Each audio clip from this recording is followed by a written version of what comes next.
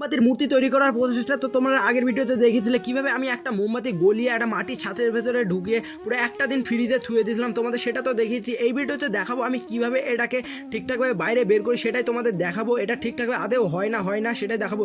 তোমরা তো এতটা দেখেছিলে আমি একটা মোমবাতি গলিয়ে পুরো ছাঁচের ভেতরে থুয়ে দিয়েছিলাম, তারপরে এটাকে ফ্রিজে পুরো একটা দিন থুয়ে দিয়েছিলাম, তারপর ফ্রিজ থেকে বাইরে বের করে এটা চারিদিকটা ভালোভাবে কেটে নিলাম। চারিদিকটা কাটার একটাই কারণ হলো, নাহলে এটা ঠিকঠাকভাবে বেরোবে না। তো এটা কাটার পরে টেনে বের করার চেষ্টা করছি কিন্তু বেরোচ্ছে না। তো একটা মাথায় আইডিয়া আসলো, ভাবলাম একটা লাইট নিয়ে চারিদিকে গরম করে এটাকে বের করার চেষ্টা করব, কিন্তু এত গরম করার সত্ত্বেও এটা বেরোচ্ছে না। তারপরে একটা কাঁচি নিলাম, কাঁচি নিয়ে ভালোভাবে টেনে টেনে চারিদিকটা তোলার চেষ্টা করছি, কিন্তু এত আটোভাবে আটকে গিয়েছে না, এটার দ্বারা আর সম্ভব হচ্ছে না এটাকে বাইরে বের করা। তার জন্য আমি হাল ছেড়ে দিলাম, আমার দ্বারা আর সম্ভব না এটা তোলা।